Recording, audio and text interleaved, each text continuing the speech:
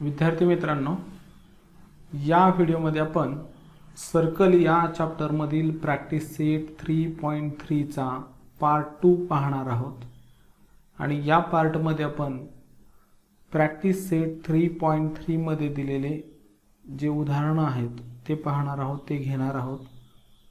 या practice set साठीचा part 1 जो होता त्यामध्ये आपण प्रॅक्टिस सेट घेण्यापूर्वी जो बेसिक भाग आपल्याला दिलेला आहे, जे थेरम दिले आहेत ते आपण पार्ट 1 मध्ये घेतलेले आहेत आणि पार्ट 2 मध्ये इथे दिलेले जे 3 प्रश्न आहेत प्रॅक्टिस सेट मध्ये ते तिन्ही प्रश्न आपण या ठिकाणी समजावून घेऊया। महत्त्वाचे प्रश्न आपल्याला दिलेले आहेत, तर आपण सुरुवात करू।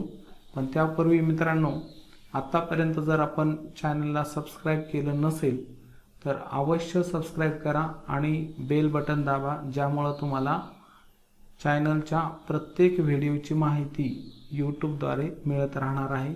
सध्या आपण प्रॅक्टिस सेट आणि प्रॉब्लेम सेट कव्हर करतोय। लवकरच मी यावरचे हॉट्स क्वेश्चन पण चॅनलवर अपलोड करणार आहे आणि त्या संदर्भातली माहिती तुम्हाला मिळण्यासाठी तुम्हाला नियमित मेसेज यूट्यूबकडून मिळत राहिला पाहिजे, तर सबस्क्राइब केल्याचा हा तुम्हाला फायदा घेता येईल। या ठिकाणी आपण सुरुवात करू।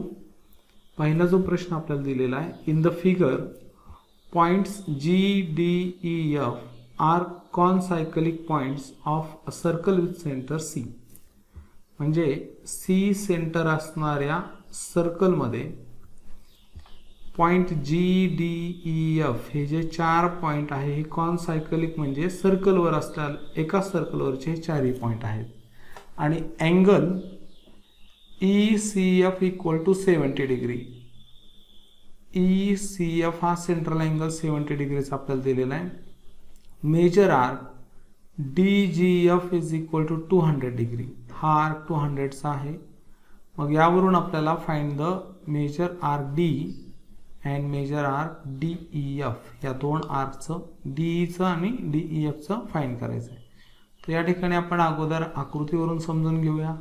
तर इथं जो आर्क DGF आपल्याला दिला आहे हा 200 डिग्रीचा दिलेला आहे आणि हा सेंट्रल अँगल ECF हा 70 डिग्री दिला, तर याचा करस्पॉन्डिंग मायनर आर्क EF हा सुद्धा 70 डिग्रीचा होईल।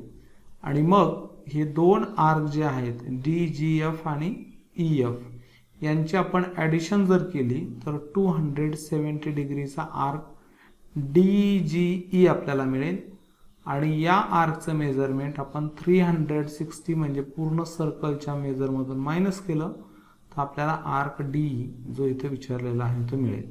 आणि हा मिळाला की यामध्ये EFचं मेजरमेंट ॲड केलं की DEF मिळणार आहे। आपण इथं सुरुवात करूया। In the circle with centre, in the circle with a center C,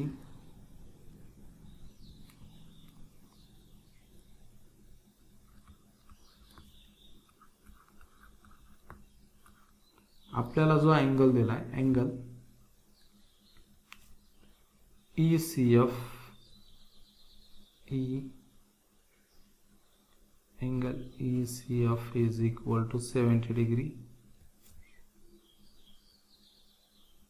आणि आर्क जो दिलेला आहे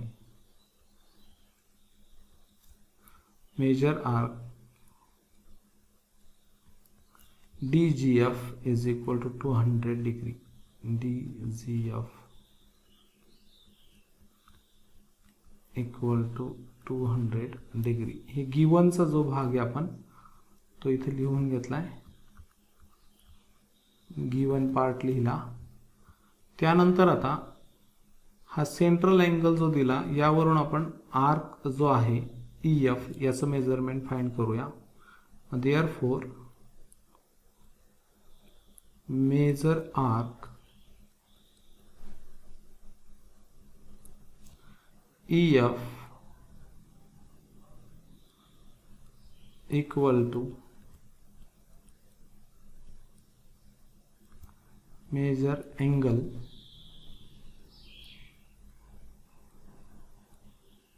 ECF म्हणजे कोणत्याही मायनर आर्कचं मेजरमेंट हे त्याच्या करस्पॉन्डिंग सेंट्रल अँगलच्या मेजर एवढा असतो. आणि याला कारण देऊ आपण करस्पॉन्डिंग सेंट्रल अँगल. करस्पॉन्डिंग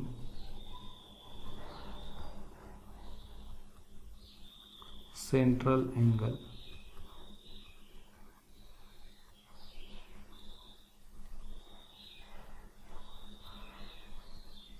आणि मग त्यामुळं या आर्कचं जे मेजरमेंट मिळणार आहे आपल्याला, मेजर आर्क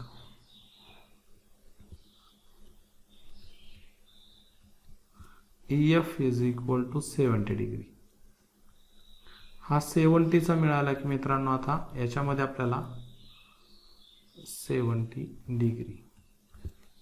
आता आपल्याला DE फाइंड करायचा आहे आणि DE फाइंड करताना आपण 3 आर्कची सम करूया, DE, EF आणि DGF. तर इथं होईल major arc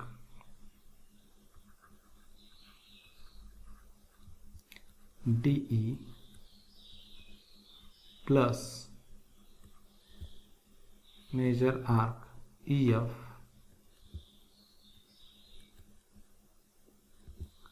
plus major arc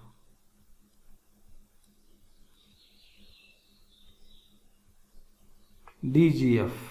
या तिन्हींची जर सम केली तर आपल्याला सर्कल मिळत आहे, मेजर आर्क DGF. आणि या सर्कलची जी सम आहे ती आहे 360 डिग्री. 360 म्हणजे पूर्ण सर्कलचं मेजरमेंट. आणि यामध्ये आता जे 2 आर्क आपल्याला दिलेले आहेत त्यांचा आपण मेजरमेंट ठेवून देऊ. इथं असं लिहिता येईल परत आपल्याला, मेजर आर्क D जशाला तसंच, याचं मेजरमेंट आपल्याला काढायचं आहे, प्लस हा जो निघाला 70 डिग्री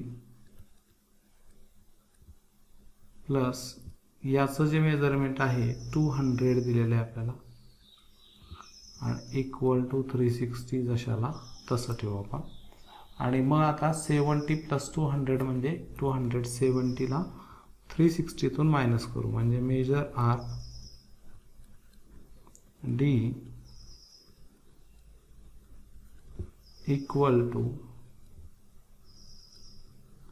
360 मायनस या दोन्हींची जी सम आहे 270 मायनस केली. तर याचं आर्क डीचं जे मेजरमेंट आहे देअरफॉर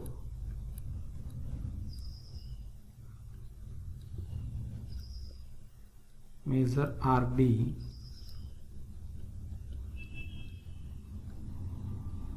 इक्वल टू 270ला मायनस केलं की डी जो निघेल 90 डिग्रीचा, major arc D is equal to 90 degree. आणि डी आपल्याला या ठिकाणी मिळालेला आहे. त्यावरून आता मेजर आर्क DEF आपल्याला फाइंड करायला सांगितलेलं आहे. मग sum property of sum of arc इथं आपण यूज करू शकतो. मग लिहूया thus major arc D plus major arc EF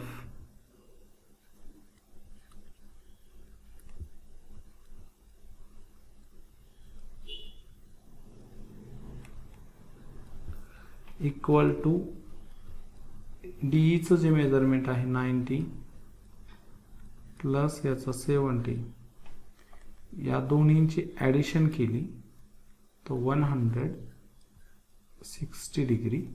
मग इकडं या दोन अँगलची सम होऊन मेजर आर्क आपल्याला DEF मिळणार आहे. DEF equal to 160 degree. त्यानंतर प्रश्न दुसरा आपण पाहूया. दुसऱ्या प्रश्नात आपल्याला सांगितलंय in the figure triangle QRS is an equilateral triangle. हा इक्विलॅटरल ट्रायंगल आपल्याला दिलेला आहे. म्हणजे या ट्रायंगलच्या तिन्ही साइडची लेंथ इक्वल आहे आणि मग then prove that arc R S congruent with arc Q S congruent with arc Q R. तर हे जे तिन्ही आर्क तयार झालेले आहेत, आर्क आर एस हा congruent with arc Q S congruent with Q R. तर या ठिकाणी मित्रांनो सर्कलवरचे तिन्ही आर्क कॉन्ग्रंट दाखवण्यासाठी आपल्याला त्यांच्या करस्पॉन्डिंग कॉर्ड्स म्हणजे क्यू आर, आर एस आणि क्यू एस या इक्वल दिलेले आहेत आणि त्यावरूनच आपण इथं दाखवणार आहोत. तर चला मग सुरुवात करू आपण. In the circle with centre, इथं सेंटर दिलेलं नाही आहे, तर इथं ट्रायंगल इन द फिगर अशी आपण सुरुवात करूया.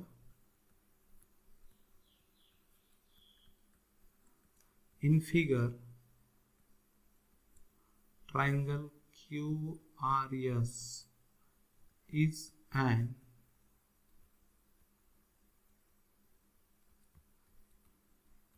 equilateral triangle.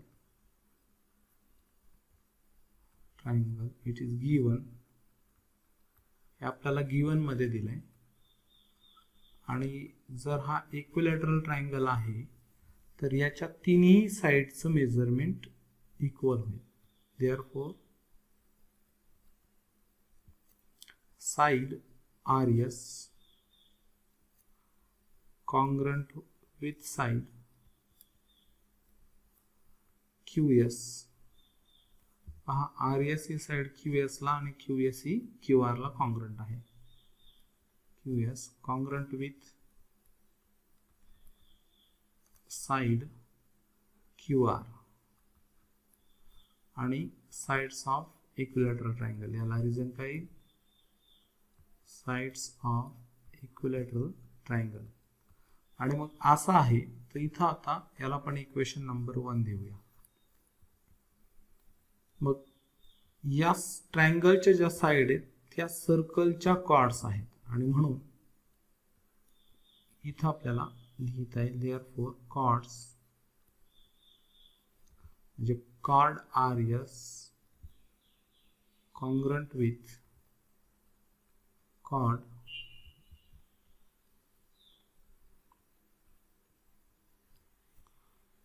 QS congruent with chord QR. आणि याला रिझन देऊया फ्रॉम इक्वेशन 1, कारण इक्वेशन 1 मध्ये ज्या साइड आहेत त्याच या सर्कलच्या कॉर्ड आहेत. याला रिझन येईल फ्रॉम इक्वेशन 1. आणि या ठिकाणी जर कॉर्ड कॉन्ग्रंट आहेत तर आपण जो थेरम या अगोदर पाहिला आहे म्हणजे when the two chords of a circle are congruent then its corresponding arcs also congruent. मग या ठिकाणी काय होईल म्हणजे जर कॉर्ड RS ही QS ला कॉन्ग्रंट आहे आणि QS ही QR ला कॉन्ग्रंट आहे तर यांचे करस्पॉन्डिंग आर्क RS या कॉर्डचा करस्पॉन्डिंग आर्क RS आहे. मग QS या कॉर्डचा करस्पॉन्डिंग आर्क QS आहे आणि QR या कॉर्डचा करस्पॉन्डिंग आर्क QR आहे. म्हणून इथं आपल्याला लिहिता येईल देअरफॉर आर्क जे आपल्याला पहिल्यांदा प्रूव्ह करायला सांगितले arc RS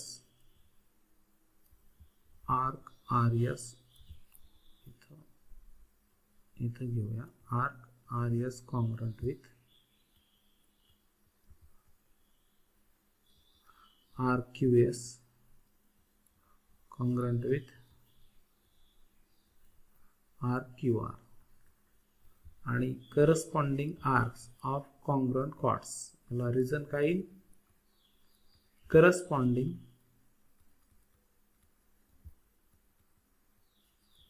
arcs of congruent chords. तर पहिल्यांदा आपल्याला जे प्रूव्ह करायला सांगितलंय ते या ठिकाणी निघालेलं आहे. आता यानंतर आपल्याला सांगितलंय then prove that major arc QRS, बघा इथे QRS is equal to 240 degree.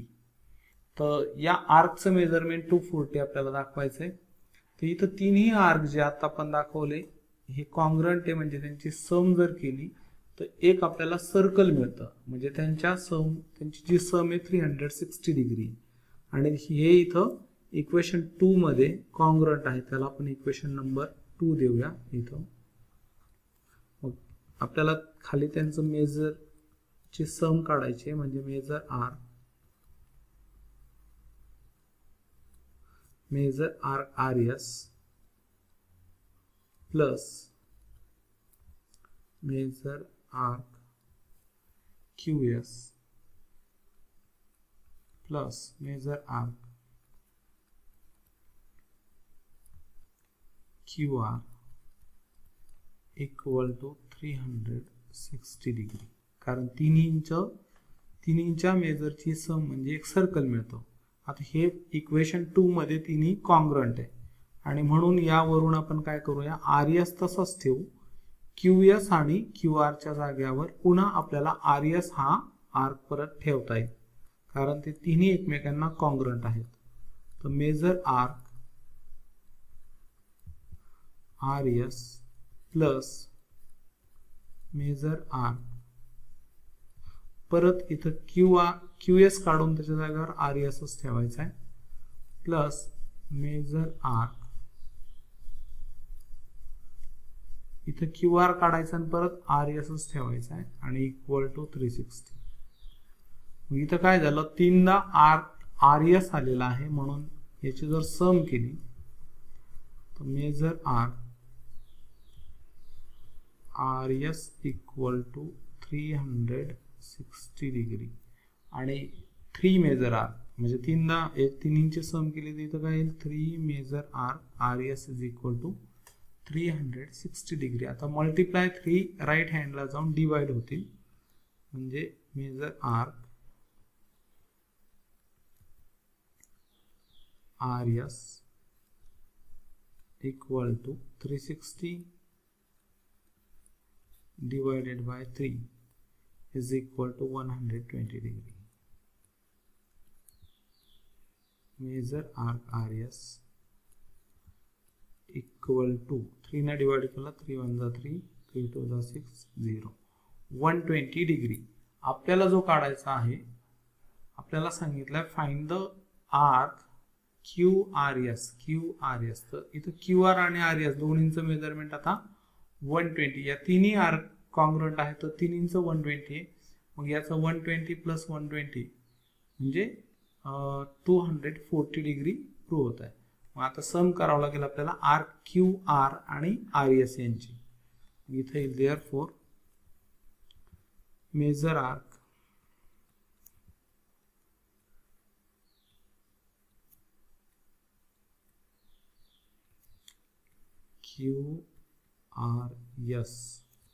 Q R S याचंच मेजरमेंट आपल्याला दाखवायला सांगितलेलं आहे.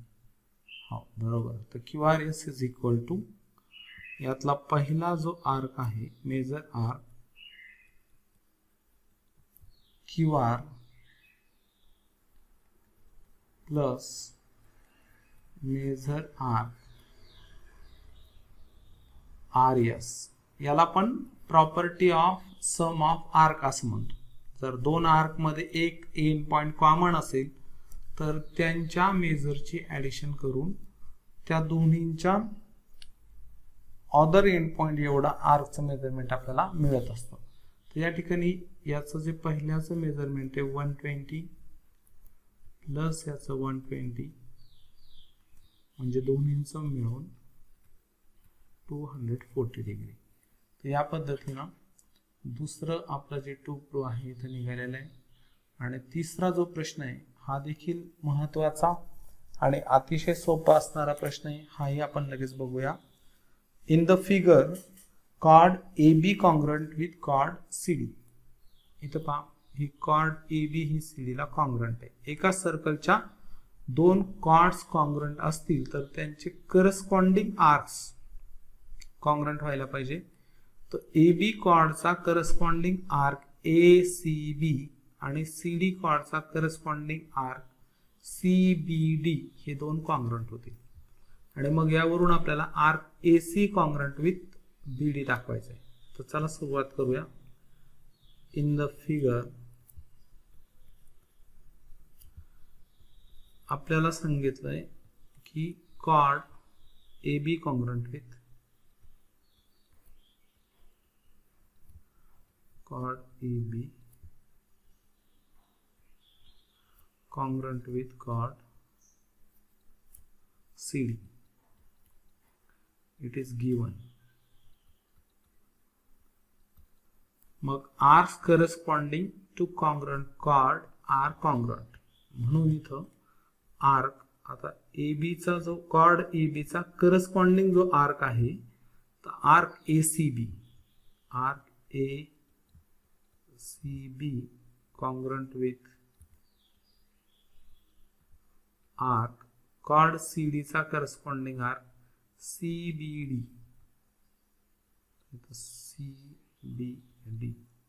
आणि याला आपण रिझन देऊया corresponding arcs of congruent chords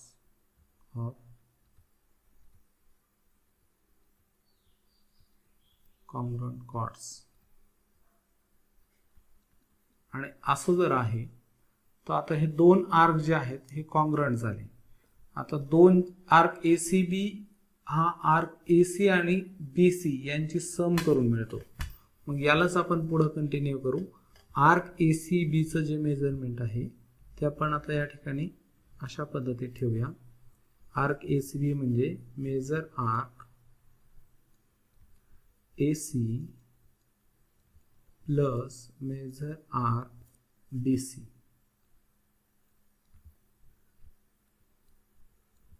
आणि इक्वल टू मग मेजर आता आर्क CBD पहा CB प्लस किंवा BC प्लस BD असं निघेल. CBD चं मेजरमेंट ठेवताना आता major arc BC plus major arc BD